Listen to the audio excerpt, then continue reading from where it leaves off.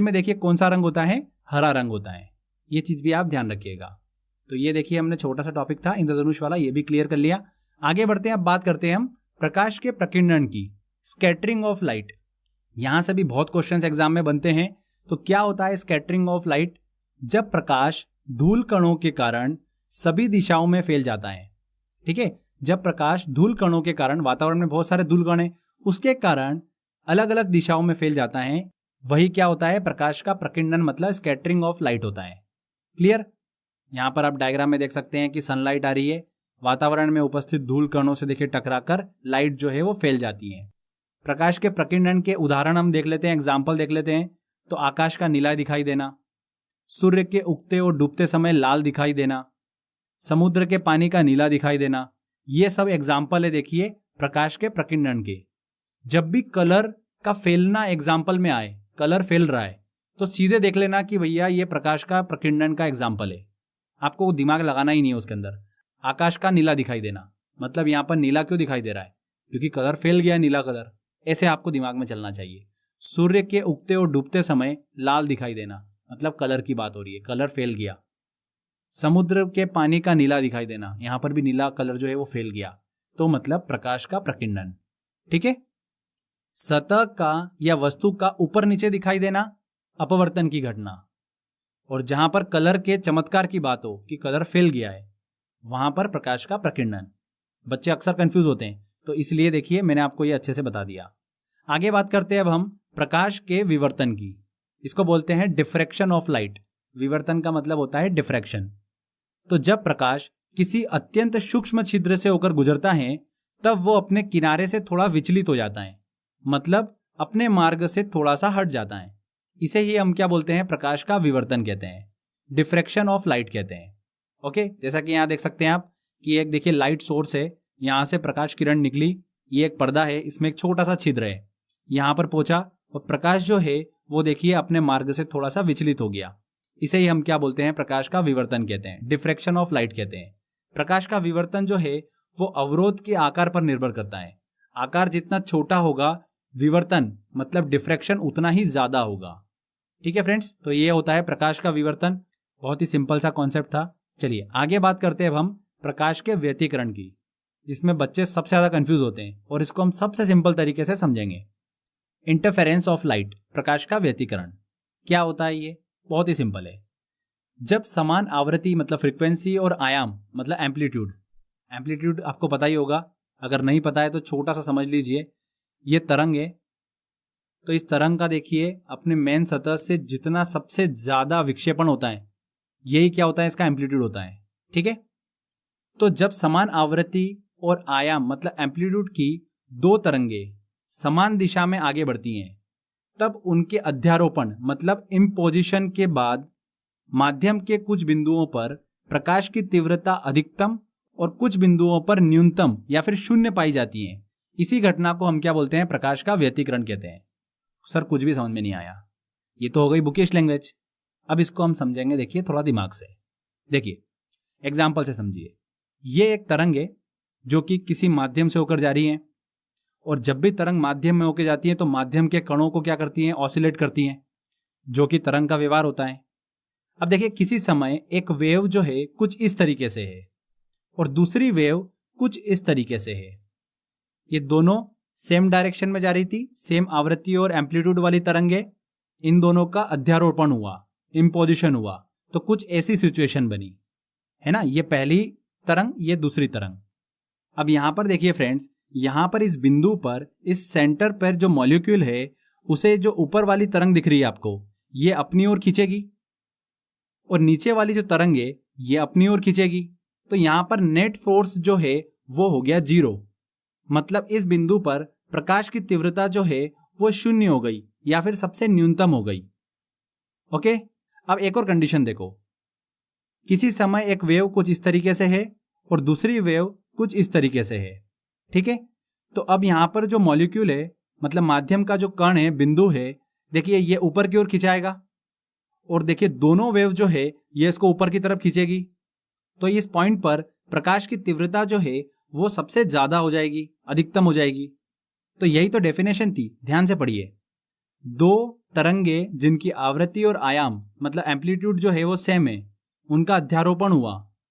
अध्यारोपण के बाद में कुछ बिंदुओं पर प्रकाश की तीव्रता अधिकतम हो गई और कुछ बिंदुओं पर प्रकाश की तीव्रता न्यूनतम हो गई या फिर शून्य हो गई। इस घटना को ही तो प्रकाश का व्यतिकरण मतलब इंटरफेरेंस ऑफ लाइट कहते हैं। ठीक है ना।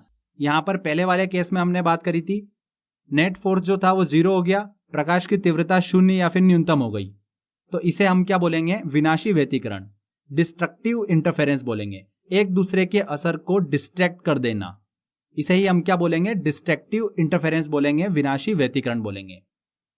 इसी के साथ देखिए दूसरे केस में यहां पर नेट फोर्स जो था वो बढ़ गया, प्रकाश की तीव्रता अधिकतम हो गई, इसे क्या बोलेंगे? कंस्ट्रक्टिव इंटरफेरेंस बोलेंगे, संपोषी व्यतिकरण इसे कहा जाता है। ठीक है, तो आपको क्लियर हुआ होगा अच्छे से। देखिए फ्रेंड, इसको हम ऐसे एग्जांपल से ले सकते हैं। अब ये घटना कब होती है? देखो ऐसे समझ सकते हैं कि पानी है, पानी के अंदर आपने 2 पत्थर डाले, तो यहां पर देखिए वेव्स बनी। ठीक है, माध्यम में आपने क्या करा? सेम स्पीड से और सेम पत्थर की साइज ली और बिल्कुल बराबर आपने इसको ड्रॉप कर दिया पानी के अंदर, तो यहां पर वेव बनी। ये दोनों वेव जब एक दूसरे पर अध्यारोपित होती हैं तो किसी बिंदु पर तरंग की इंटेंसिटी, तीव्रता जो होती है वो अधिक होगी और किसी बिंदु पर कम होगी। प्रकाश का व्यतिकरण इसे ही कहा जाता है। इसके एग्जाम्पल देखिए, जल की सतह पर फैली हुई तेल की बूंद का सूर्य के प्रकाश में रंगीन दिखाई देना, या साबुन के बुलबुलों का रंगीन दिखाई देना, प्रकाश के व्यतिकरण मतलब इंटरफेरेंस ऑफ लाइट के एग्जाम्पल हैं। एग्जाम में देखिए पूछा जाता है। देखिए चाहते तो अगर हम डायरेक्टली एग्जाम्पल ही समझ सकते थे, ये प्रकाश का व्यतिकरण क्या होता है समझने की जरूरत नहीं थी, बट होता क्या है ना कि आप पढ़ रहे हो तो इसको अच्छा सा थोड़ा सा डीप में नॉलेज लेकर पढ़ेंगे तो काफी मजा आएगा। साइंस सब्जेक्ट ही कुछ ऐसा है, जब तक अगर हम इसको देखें इंटरेस्ट से और अच्छे से समझ के नहीं पढ़ेंगे तब तक मजा भी नहीं आएगा। तो आई होप आपको ये समझ में आया होगा प्रकाश का व्यतिकरण, इंटरफेरेंस ऑफ लाइट किसे कहा जाता है। आगे बात करते हैं फ्रेंड्स अब हम मानव नेत्र की, ह्यूमन आई। छोटे छोटे टॉपिक है इसके अंदर, सभी टॉपिक को हम अच्छे से कंप्लीट कर रहे हैं। मानव नेत्र के देखिए कुछ इंपॉर्टेंट भाग हैं जिनसे एग्जाम में क्वेश्चंस पूछे जाते हैं, इनको हम कवर कर लेते हैं। बहुत ही सिंपल है, देखिए एक एक करके ध्यान से सुनते जाइएगा। सबसे पहला है दृष्टपटल, जिसे स्क्लेरा बोला जाता है।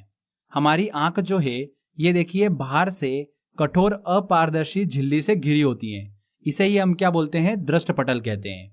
जैसा कि आप देख सकते हैं यहाँ पर, ये बाहर जो देखिए कठोर अपारदर्शी झिल्ली है, इसे क्या बोला जाता है? दृष्टपटल बोला जाता है। इसके बाद सेकंड नंबर पर आता है देखिए कॉर्निया। दृष्टपटल का जो उभरा हुआ भाग देख सकते हैं आप आगे की तरफ, यही क्या कहलाता है? कॉर्निया कहलाता है। नेत्रदान जो हम करते हैं उस समय देखिए इसी का दान जो है वो किया जाता है। ओके, इसके बाद देखिए तीसरा इंपॉर्टेंट भाग आता है इसका आइरिस। कॉर्निया के पीछे देखिए एक रंगीन अपारदर्शी पर्दा होता है जिसे हम क्या बोलते हैं? आइरिस कहते हैं। आइरिस जो है प्रकाश की मात्रा को नियंत्रित करता है कि हमारी आंख के अंदर प्रकाश की कितनी मात्रा जो है वो जाना चाहिए, उसको नियंत्रित करने का काम कौन करता है? आइरिस करता है। Very very important, directly exam में क्वेश्चन पूछते हैं। इसके बाद देखिए चौथा और सबसे मोस्ट इंपॉर्टेंट भाग है रेटिना। यहां से 10 बार एग्जाम में क्वेश्चन पूछा जा चुका है। आंख के सबसे भीतर एक पारदर्शी झिल्ली होती है जिसे क्या बोलते हैं? हम रेटिना बोलते हैं। यहां पर देखिए ये आपको जो झिल्ली दिख रही है ये क्या होती है? रेटिना होती है।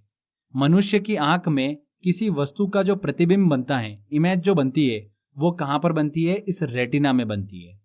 ठीक है, एग्जाम में ऐसा पूछा जाता है कि मनुष्य की आंख में किसी वस्तु का प्रतिबिंब कहां पर बनता है, तो कहां पर बनता है? रेटिना में बनता है। ठीक है फ्रेंड्स, ध्यान रखिएगा एक और चीज कि मानव नेत्र में स्पष्ट दृष्टि की न्यूनतम दूरी जो है, किसी भी वस्तु को देखने के लिए स्पष्ट तरीके से न्यूनतम दूरी जो है वो कितनी होती है? 25 सेंटीमीटर होती है। कितनी होती है? 25 सेंटीमीटर।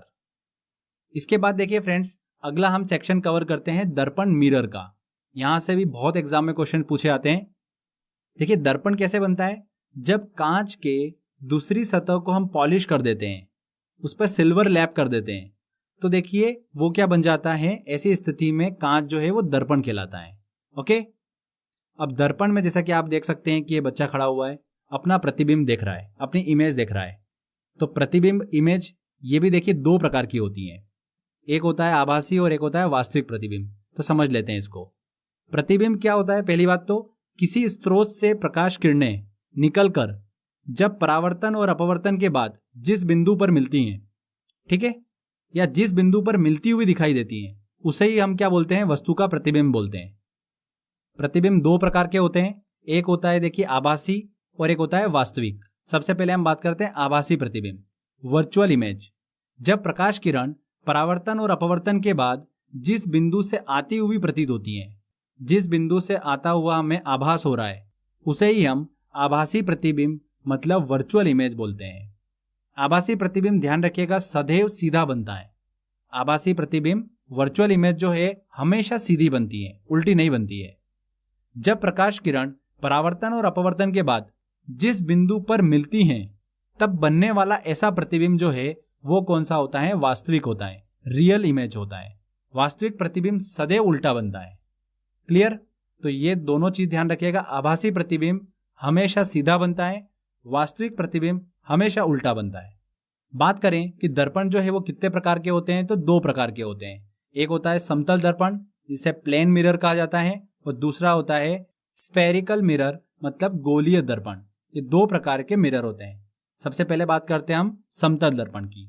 तो देखिए दैनिक जीवन में जिस दर्पण का उपयोग हम करते हैं, सुबह शाम कांच में हम देखते हैं, वो कौन सा दर्पण होता है? समतल दर्पण होता है, प्लेन मिरर होता है। समतल दर्पण का प्रतिबिंब सदैव ध्यान रखिएगा आभासी और सीधा बनता है। आभासी प्रतिबिंब हमेशा सीधा ही होता है, ये तो हमने पढ़ ही रखा है। समतल दर्पण का प्रतिबिंब सदैव आभासी होता है, ये चीज आपको पता होना चाहिए। ठीक है, डायरेक्टली एग्जाम में क्वेश्चन पूछते हैं, आभासी और सीधा होता है।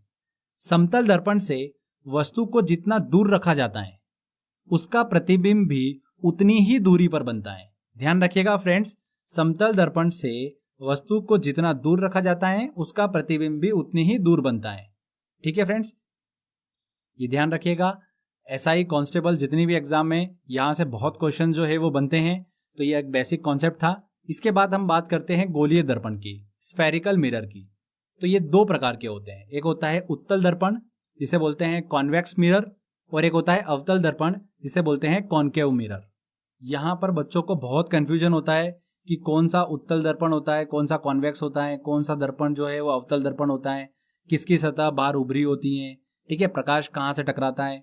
सारे कंफ्यूजन जो है आज आपके खत्म होने वाले हैं। अगर आप ध्यान से जो मैं बता रहा हूँ अगर वो पढ़ लोगे तो एग्जाम में आप कभी भी गलत नहीं करके आओगे।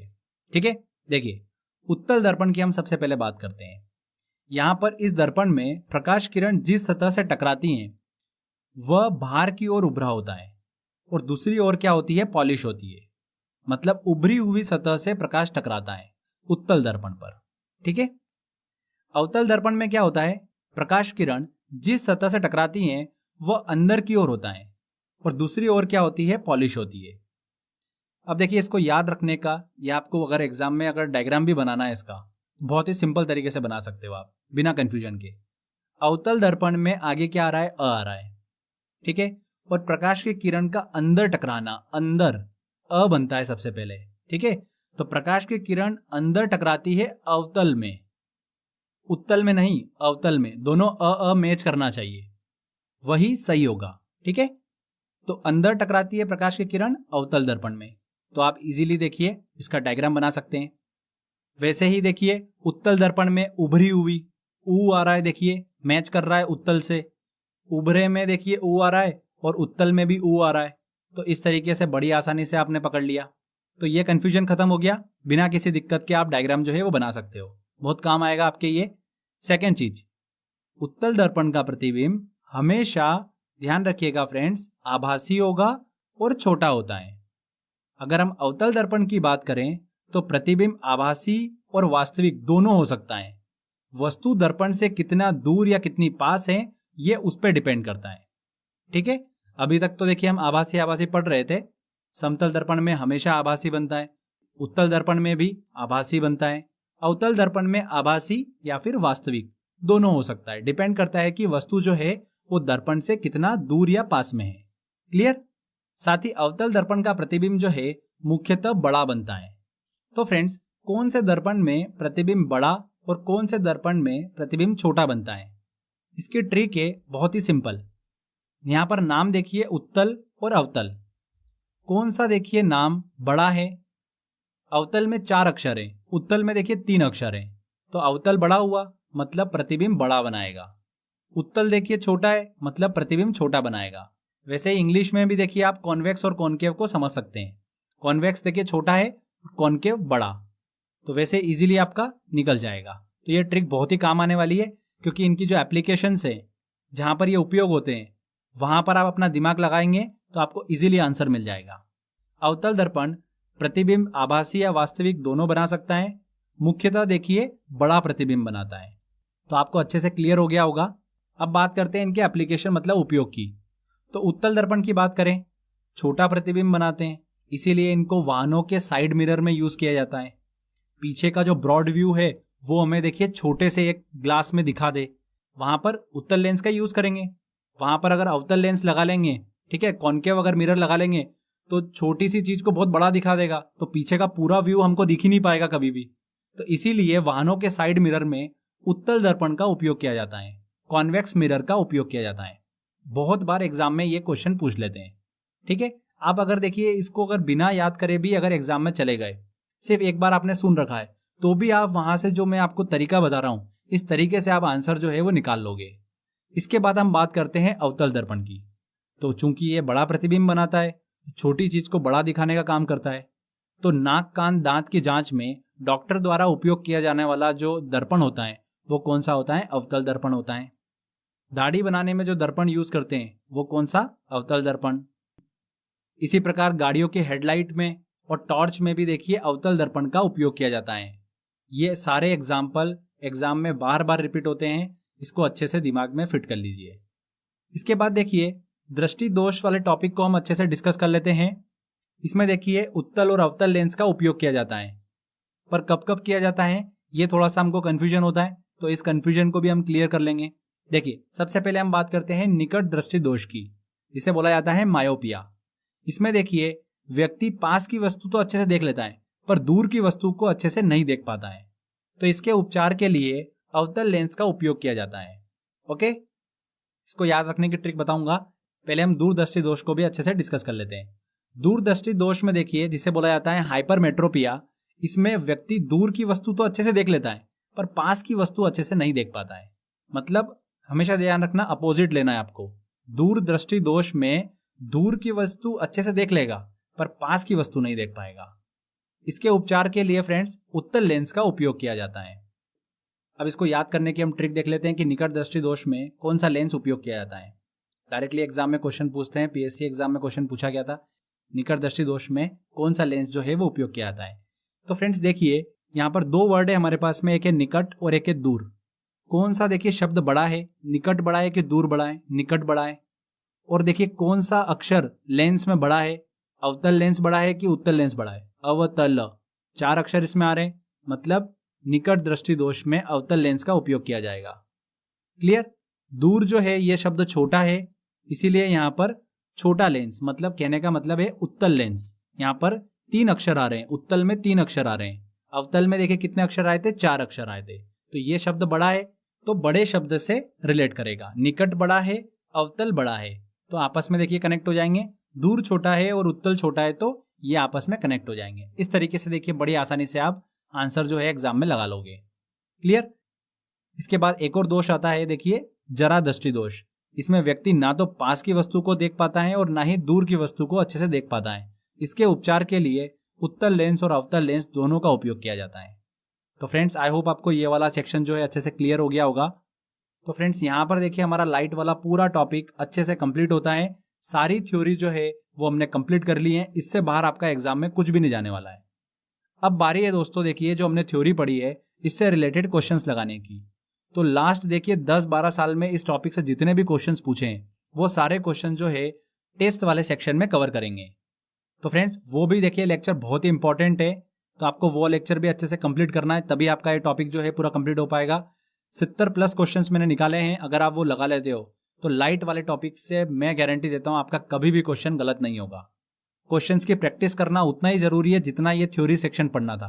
और जहां तक देखिए ये थ्योरी सेक्शन आप भले रिवाइज मत करो पर वो क्वेश्चंस की प्रैक्टिस जरूर एग्जाम में करके जाना, क्योंकि क्वेश्चन उन्हीं में से बनेगा। एक बार थ्योरी जरूर भूल जाओगे आप, पर क्वेश्चंस बार बार सॉल्व करोगे ना तो आपके प्रैक्टिस अच्छे से बनी रहेगी।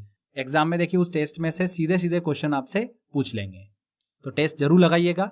आज के बस इस वीडियो में इतना ही था, पूरा थ्योरी। जब प्रकाश किसी वस्तु पर पड़ता है और उस वस्तु से टकराकर हमारी आंखों तक पहुंचता है तभी तो हम उस वस्तु को देख पाते हैं। अगर आप एक कमरे में हैं, ठीक है, और लाइट सारी बंद है तो आप कुछ भी नहीं देख सकते हो। पर जैसे ही प्रकाश किसी वस्तु पर टकराकर आपकी आंखों तक पहुंचता है तो आपको चीजें दिखना स्टार्ट हो जाती है।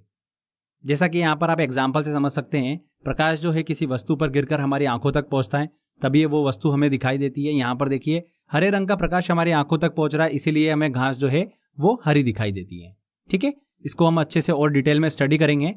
आगे देखिए हम बात करते हैं प्रकाश के गुण की। प्रकाश विकिरणों की प्रकृति जो होती है वो तरंग और कण दोनों के समान होती है। मतलब हम बोल सकते हैं कि प्रकाश का गुण जो होता है वो ड्यूल नेचर का होता है। मतलब प्रकाश तरंग के फॉर्म में भी होता है और कण के फॉर्म में भी होता है, क्योंकि देखिए दो थ्योरी है इससे रिलेटेड। न्यूटन ने कहा था कि ये कण के फॉर्म में होता है और हाइगेंस ने बोला था कि ये तरंग के फॉर्म में होता है।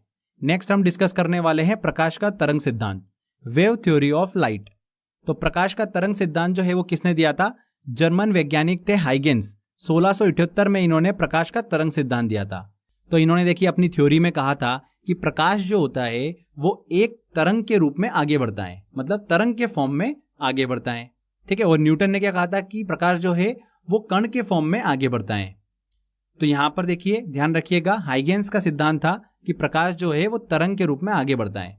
प्रकाश तरंगे जो होती है, देखिए वो किस प्रकार की तरंगे होती है? अनुप्रस्थ तरंगे होती है। इसको इंग्लिश में बोला जाता है ट्रांसवर्स वेव।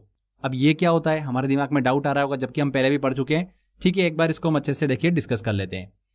जब किसी माध्यम में कोई तरंग संचरित होती है, मतलब आगे बढ़ती है किसी माध्यम में, कोई मीडियम में, तो माध्यम में देखिए बहुत सारे कण होते हैं, मॉलिक्यूल्स होते हैं।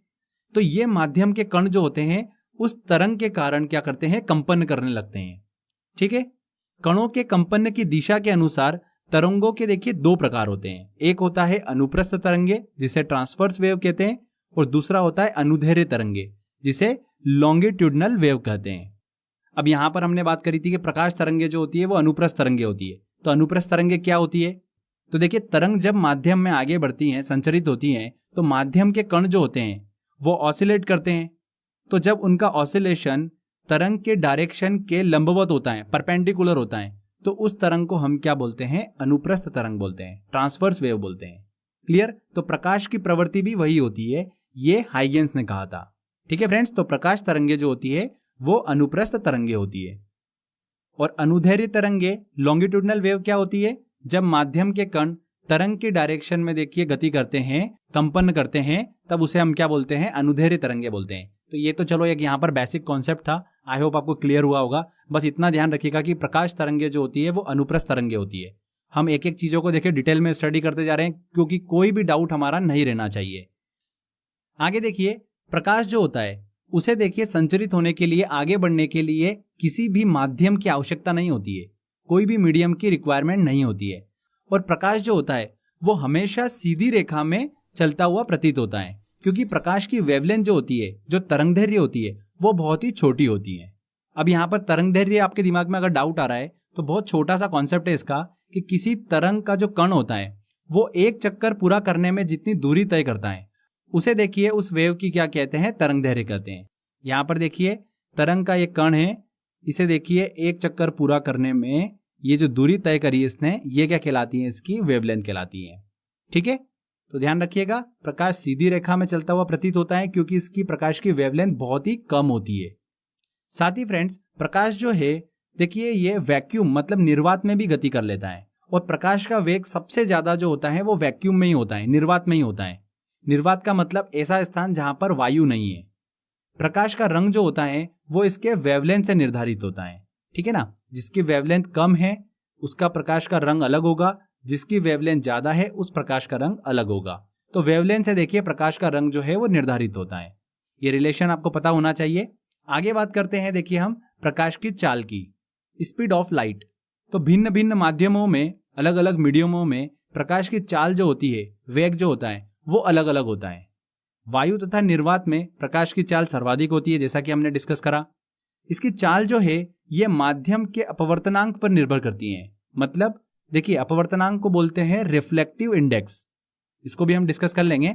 जिस माध्यम का अपवर्तनांक जितना अधिक होगा उसमें प्रकाश की चाल जो होगी वो उतनी ही कम होगी। यहां पर देखिए दोनों का इनवर्स रिलेशन होता है, रिफ्लेक्टिव इंडेक्स अपवर्तनांक और प्रकाश की चाल का। ठीक है, अब अपवर्तनांक हमने बात करी क्या होता है, इसको समझ लेते हैं। अपवर्तनांक जो होता है किसी भी माध्यम, कोई भी मीडियम का वह गुण होता है, एक वो संख्या होती है जिसके आधार पर यह पता चलता है कि उस माध्यम में, उस मीडियम में प्रकाश किस वेग से गति करेगा। यह होता है किसी भी माध्यम का रिफ्लेक्टिव इंडेक्स। अब अलग अलग माध्यमों का देखिए अपवर्तनांक जो होता है, रिफ्लेक्टिव इंडेक्स जो होता है वो अलग अलग होता है। तो आप बस देखिए मेन ध्यान रखिएगा। निर्वात में प्रकाश की चाल सबसे ज्यादा होती है 3 × 10⁸ मीटर पर सेकेंड। उसके बाद देखिए सेकंड नंबर पर आता है पानी। पानी भी एक माध्यम है, तो पानी के अंदर प्रकाश की चाल जो होती है वो 2.25 × 10⁸ मीटर पर सेकेंड। उसके बाद तीसरे नंबर पर आता है कांच। यहां पर देखिए कांच में प्रकाश की स्पीड क्या होती है 2 × 10⁸ मीटर पर सेकेंड। क्लियर, बहुत ही माइनर डिफरेंस है। इसके बाद हीरे का नंबर आता है, बट आप ये तीन चीजें जरूर आप ध्यान रखिएगा। पहले नंबर पर निर्वात, सेकंड नंबर पर पानी और तीसरे नंबर पर कांच। ठीक है, तो क्लियर हुआ। अब बात करते हैं हम प्रकाश के परावर्तन की, reflection of light. Very very important है। देखिए लाइट का किसी सतह से टकराकर उसी माध्यम में वापस लौट जाना, यही क्या कहलाता है, प्रकाश का परावर्तन कहलाता है, मतलब रिफ्लेक्शन ऑफ लाइट कहलाता है। बहुत इंपॉर्टेंट है। प्रकाश का किसी सतह से टकराकर उसी माध्यम में वापस लौट जाना, यह क्या कहलाता है, प्रकाश का परावर्तन कहलाता है।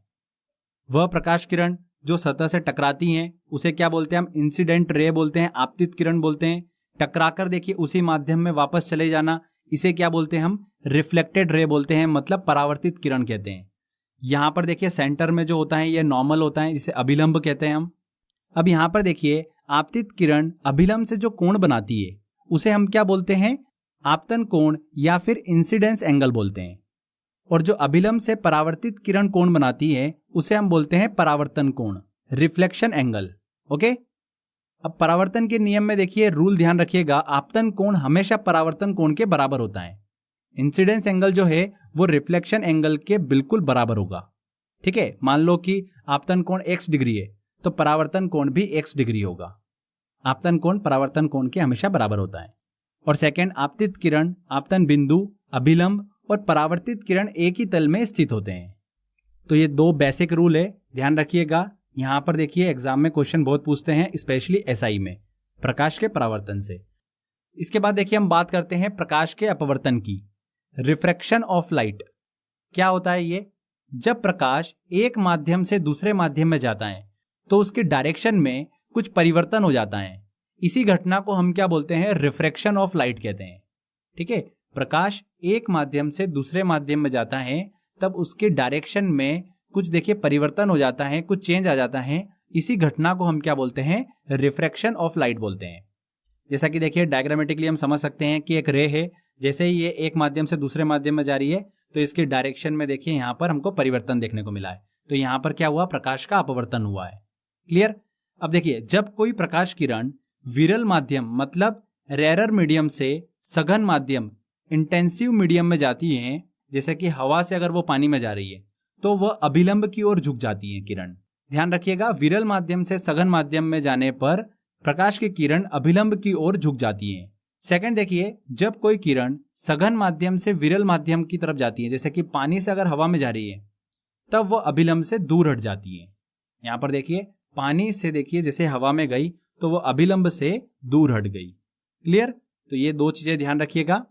अगर हम अपवर्तन के कारण होने वाली कुछ घटनाओं की बात करते हैं, ठीक है, जो कि एग्जाम में यहीं से क्वेश्चन पूछा जाता है, तो देखिए पानी में डूबी हुई पेंसिल जो है वो हमें टेढ़ी दिखाई देती है। क्यों दिखाई देती है, अपवर्तन की घटना के कारण। सेकंड इसका एग्जाम्पल है तारों का टिमटिमाते हुए दिखाई देना। जो तारे हैं उसकी लाइट जब हमारे आंखों तक पहुंचती है तो वायुमंडल की परतों में देखिए उस प्रकाश का अपवर्तन होता जाता है। इस वजह से देखिए तारे जो है हमें टिमटिमाते हुए दिखाई देते हैं। इसका एक और एग्जाम्पल, जल के अंदर डूबी हुई मछली वास्तविक गहराई से ऊपर उठी हुई दिखाई देती है। यह भी अपवर्तन की घटना के कारण होता है। सूर्यास्त के समय देखिए कुछ समय पहले और कुछ समय बाद तक सूर्य का दिखाई देना, यह भी अपवर्तन की घटना के कारण ही होता है। तो ये चारों एग्जाम्पल जो है ना, ये बार बार एग्जाम में पूछ लेते हैं, तो हमको अच्छे से दिमाग में सेट हो जाना चाहिए। फिर भी अगर आप कंफ्यूज होते हो तो मैं आपको देखिए एक ट्रिक बता देता हूं, उससे आप बहुत इजी तरीके से इसको याद रख सकते हो। जब भी किसी वस्तु या किसी सतह का अपने मार्ग से हटकर दिखना, मतलब अपवर्तन की घटनाएं। ठीक है, ये दिमाग में सेट कर लेना। अगर आपसे पूछते हैं कि पानी के अंदर सिक्का रखा हुआ है जो कि अपनी वास्तविक गहराई से ऊपर उठ के दिखाई देता है, तो ये कौन सी घटना है? तल का अपने स्थान से कुछ हटकर दिखाई देना, मतलब अपवर्तन की घटना है। ठीक है ना, पानी में डूबी हुई पेंसिल टेढ़ी दिखाई देना, वस्तु जो है वो देखिए अपने मार्ग से कुछ हटकर दिखाई दे रही है, तो मतलब अपवर्तन। क्लियर हुआ? तो इस तरीके से आप दिमाग में सेट कर सकते हो। आगे चल के हम बहुत सारे क्वेश्चन सॉल्व करेंगे, वैसे ही आपको ये सारा याद हो जाएगा। इसके बाद हम बात करते हैं प्रकाश के पूर्ण आंतरिक परावर्तन की, टोटल इंटरनल रिफ्लेक्शन की। इसको समझने से पहले एक छोटा सा देखिए हमको कॉन्सेप्ट समझना है, जो कि है क्रिटिकल एंगल का, क्रांतिक कोण का। अभी क्रांतिक कोण क्या होता है देखिए समझिए। क्रांतिक कोण कुछ भी नहीं होता है, एक आपतन कोण का मान ही होता है। जो आपतन कोण हमने बात करी थी, इंसिडेंट रे जो होती है वो अभिलंब से जो कोण बनाती है उसी को हम आपतन कोण बोलते हैं। तो आपतन कोण का ही मान होता है क्रांतिक कोण, पर कैसा मान होता है ये हमको समझना है। आपतन कोण का ऐसा मान जिस पर अपवर्तन कोण का मान जो है वो 90 डिग्री हो जाए, तो उसे हम क्या बोलते हैं? क्रांतिक कोण कहते हैं। बहुत ही सिंपल है। आपतन कोण का ऐसा मान जिस पर अपवर्तन कोण का मान 90 डिग्री हो जाए, उसे हम क्या बोलते हैं? क्रांतिक कोण कहते हैं। बहुत ही सिंपल कॉन्सेप्ट है, ज्यादा इसमें हमको कंफ्यूजन नहीं होना है। यहां पर आप देखिए डायग्रामेटिकली इस चीज को अच्छे से समझ सकते हैं। अब बात करते हैं हम प्रकाश के पूर्ण आंतरिक परावर्तन की, जिसको आपको समझने में बड़ी आसानी होगी। जब प्रकाश किरण सघन माध्यम से विरल माध्यम में जाती है, हाई डेंसिटी से लो डेंसिटी मीडियम में जाती है, तब प्रकाश की किरण के आपतन कोण का मान क्रांतिक कोण के मान से अधिक हो जाता है। तब वह किरण वापस उसी माध्यम में लौट आती है। इसे ही हम क्या बोलते हैं? प्रकाश का पूर्ण आंतरिक परावर्तन कहते हैं। आपतन कोण का मान जब क्रांतिक कोण के मान से ज्यादा हो जाए, तब प्रकाश किरण जो है वो उसी माध्यम में वापस लौट आती हैं। इसे ही हम क्या बोलते हैं? प्रकाश का पूर्ण आंतरिक परावर्तन कहते हैं, टोटल इंटरनल रिफ्लेक्शन कहते हैं। ठीक है, बहुत ही सिंपल था। इसके एग्जाम्पल देखिए, बहुत एग्जाम में पूछे जाते हैं। क्या क्या एग्जाम्पल है? हीरे का देखिए चमकना पूर्ण आंतरिक परावर्तन की घटना के कारण होता है। ठीक है ना, हीरा जो है वो हमें चमकता हुआ दिखाई देता है, इसका मेन कारण होता है पूर्ण आंतरिक परावर्तन की घटना के कारण। पानी में पड़ी हुई परखनली जो है वो हमें चमकीली दिखाई देती है। कांच का चटका हुआ भाग जो है वो देखिए हमें चमकीला दिखाई देता है, टोटल इंटरनल रिफ्लेक्शन के कारण। साथ ही वेरी वेरी इंपॉर्टेंट, एग्जाम में क्वेश्चन पूछा गया था ये, ऑप्टिकल फाइबर जो है, प्रकाश तंतु जो है, ये पूर्ण आंतरिक परावर्तन के सिद्धांत पर ही काम करता है। ठीक है, संचार में यूज होता है ऑप्टिकल फाइबर, तो उसमें देखिए पूर्ण आंतरिक परावर्तन के सिद्धांत पर ही वो काम करता है। इसके अलावा कुछ एग्जाम्पल और है। रेगिस्तान में मरीचिका का दिखाई देना, मतलब रेगिस्तान में पेड़ अथवा वस्तुओं का प्रतिबिंब उल्टा दिखाई देना। ठीक है ना, हमें भ्रम होना, पानी का भ्रम होना, ये देखिए टोटल इंटरनल रिफ्लेक्शन के कारण ही होता है। अब ऐसा क्यों दिखाई देता है हमें, इसको देखिए थोड़ा सा हम डिटेल में पढ़ लेते हैं। गर्मी के समय में क्या होता है? रेगिस्तान में रेत के समीप की वायु जो है वो गर्म हो जाती है। गर्म वायु हो जाती है तो ये मतलब लो डेंसिटी वाली एयर हो गई। ऊपर की वायु ठंडी होती है, मतलब हाई डेंसिटी वाली एयर है। इस प्रकार रेत के पास वाली एयर का घनत्व जो है वो कम होता है, ऊपर वाली एयर का घनत्व जो है वो ज्यादा होता है। तो यहां पर देखिए दो माध्यम बन गए। तो जब सूर्य की किरण किसी ऑब्जेक्ट पर पड़ती हैं और पड़ने के बाद परावर्तित होकर आगे बढ़ती हैं, तो अपवर्तन की घटना के कारण अभिलंब से दूर हट जाती हैं और सतह से देखिए पूर्ण आंतरिक परावर्तन की घटना के कारण ऊपर की ओर उठने लगती हैं। ऊपर उठते समय ये विरल माध्यम से सघन माध्यम की ओर जारी होती है, तो अभिलंब की ओर झुक जाती हैं और किसी व्यक्ति को यह किरण पृथ्वी के नीचे से आती हुई प्रतीत होती है, जिस कारण से उसे दृष्टि भ्रम हो जाता है। मतलब रेगिस्तान में पेड़ या वस्तुओं का प्रतिबिंब जो है उसे उल्टा दिखाई देने लगता है, मतलब वहां पर मरीचिका जो है वो दिखाई देने लगती है। ठीक है, दृष्टि भ्रम हो जाता है। तो यही कारण होता है जो कि मैंने आपको थोड़ा सा डिटेल में बता दिया। डिटेल में एग्जाम में नहीं पूछते, सिंपल सा डायरेक्टली पूछते हैं कि रेगिस्तान में मरीचिका का दिखाई देना किस कारण से होता है? प्रकाश के परावर्तन के कारण होता है, अपवर्तन के कारण होता है, पूर्ण आंतरिक परावर्तन के कारण होता है। तो किस कारण होता है? पूर्ण आंतरिक परावर्तन के कारण होता है। क्लियर? इसके अलावा देखिए मेडिकल फील्ड में भी इसका यूज होता है। शरीर के आंतरिक अंगों को देखने के लिए एक तकनीक है एंडोस्कोपी, फुल इंटरनल रिफ्लेक्शन पर आधारित होती है ये। तो एंडोस्कोपी जो है देखिए ये टोटल इंटरनल रिफ्लेक्शन पर आधारित होती है। ये सारे एग्जाम्पल वेरी वेरी इंपॉर्टेंट है, सीधे एग्जाम में पूछते हैं। तो आपको समझ में आ गया होगा टोटल इंटरनल रिफ्लेक्शन। आगे बढ़ते हैं। अब बात करते हैं हम प्रकाश का वर्ण विक्षेपण, डिस्पर्जन ऑफ लाइट। देखिए अब ये क्या होता है, बहुत ही सिंपल है। श्वेत प्रकाश का अपने अवयवी रंगों में विभाजित होना, इस क्रिया को ही क्या बोलते हैं? वर्ण विक्षेपण कहते हैं, डिस्पर्जन ऑफ लाइट कहते हैं। प्रकाश के वर्ण विक्षेपण की खोज जो है वो किसने करी थी? आइजक न्यूटन ने की थी। ठीक है, एग्जाम में क्वेश्चन पूछा था, ध्यान रखिएगा, आइजक न्यूटन ने ही वर्ण विक्षेपण की खोज की थी। सूर्य के प्रकाश में रंगों की संख्या कितनी होती है? 7 होती है। ओके, यहां पर देखिए कांच के प्रिज्म का यूज किया गया और व्हाइट लाइट को उसके अवयवी रंगों में विभाजित किया गया। मतलब यहां पर देखिए अलग अलग 7 रंग जो है वो निकल कर आए। इसे ही क्या बोलते हैं हम? प्रकाश का वर्ण विक्षेपण कहते हैं। यहां पर देखिए फ्रेंड्स, जो बैंगनी रंग है देखिए वो सबसे ज्यादा जो है विक्षेपित हुआ है। देख रहे हैं आप, यहाँ पर लाल रंग जो है वो बहुत ही कम विक्षेपित हुआ है। तो जिस रंग की वेवलेंथ अगर ज्यादा होगी उसका देखिए डिस्पर्जन जो होगा वो उतना ही कम होगा। वेवलेंथ अगर ज्यादा होगी तो डिस्पर्जन कम होगा। तो यहाँ पर लाल रंग की देखिए वेवलेंथ सबसे ज्यादा है, तो उसका देखिए डिस्पर्जन यहाँ पर सबसे कम हुआ है। जबकि यहाँ पर बैंगनी रंग जो है, ठीक है, उसकी वेवलेंथ सबसे कम है, इसीलिए बैंगनी रंग का डिस्पर्जन जो है वो सबसे ज्यादा हुआ है, जैसा कि आप देख सकते हैं। अब यहाँ पर देखिए इन 7 रंगों का क्रम जो है वो हमको दिमाग में रखना है। तो स्टार्टिंग से रेड से लेकर हम देखिए बैंगनी रंग तक जो है वो कलर को दिमाग में रखेंगे। कैसे? इसकी शॉर्ट ट्रिक है जो कि आपको भी पता होगी, बेजानी हपी नाला। बैंगनी रंग, जामुनी रंग, नीला रंग, हरा रंग, पीला, नारंगी रंग और लाल रंग। ठीक है, ये 7 रंग जो है वो हमें प्राप्त होते हैं। इसमें से देखिए जो प्राइमरी रंग है, मेन रंग जो है वो कौन कौन से हैं? लाल रंग, हरा रंग और नीला रंग। ये प्राथमिक देखिए रंग जो है ये एग्जाम में पूछे जाते हैं, ध्यान रखिएगा। लाल, हरा और नीला, ये 3 जो है ये मेन रंग है। क्लियर?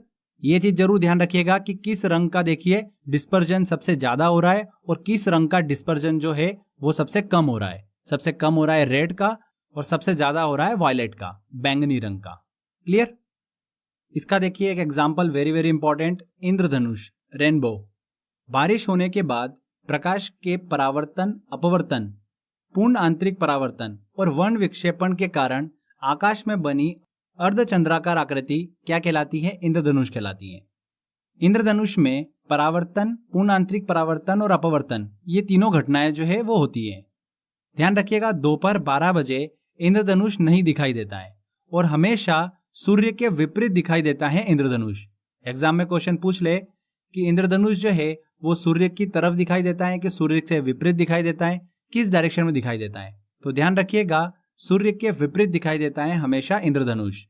अब इंद्रधनुष जो है वो 2 प्रकार का होता है, एक होता है प्राथमिक इंद्रधनुष और दूसरा होता है द्वितीयक इंद्रधनुष, प्राइमरी रेनबो और सेकेंडरी रेनबो। प्राइमरी रेनबो जो है इसमें देखिए 2 बार अपवर्तन और 1 बार परावर्तन होता है और इस इंद्रधनुष में लाल रंग जो है वो बाहर की ओर होता है और बैंगनी रंग जो है वो अंदर की ओर होता है, जैसा कि आप देख सकते हैं। इसको कैसे याद रखेंगे? बहुत ही सिंपल है। प्राइमरी रेनबो देखिए P और R को हमको लेना है। पहला रेड रंग होगा, पहला रेड रंग होगा, मतलब सबसे बाहर वाला जो है ये कौन सा रंग होगा? रेड होगा।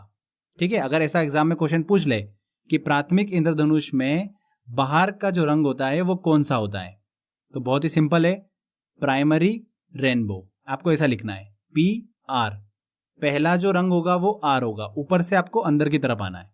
और अगर देखिए बाहर की तरफ, मतलब पहला अगर लाल है तो अंदर की तरफ में होगा बैंगनी। सेकेंडरी रेनबो की बात करते हैं तो इस इंद्रधनुष में 2 बार अपवर्तन होता है, ठीक है, और 2 बार परावर्तन होता है। सेकेंडरी है तो हर घटनाएं 2-2 बार होगी, ऐसे दिमाग में आप सेट कर सकते हैं। इसमें बाहर की ओर बैंगनी रंग और अंदर की ओर लाल रंग होता है। तो देखिए बहुत ही सिंपल ट्रिक है इसकी भी, सेकेंड रेनबो। तो देखिए यहां पर S सेकेंड नंबर पर होगा रेड रंग। अब आपको इसको देखिए ऐसे देखना है कि बाहर और अंदर, अंदर को हमने दिया है देखिए सेकंड नंबर और जो बाहर है उसको दिया है हमने 1 नंबर, ठीक है, पहला नंबर उसको दिया है। तो सेकंड नंबर मतलब हो गया सबसे अंदर की तरफ, कौन सा रंग होगा? रेड रंग होगा। तो ऐसे दिमाग में रख सकते हैं आप कि सेकेंडरी रेनबो में सबसे अंदर की तरफ होता है रेड रंग और सबसे बाहर होता है बैंगनी रंग। क्लियर? इंद्रधनुष के मध्य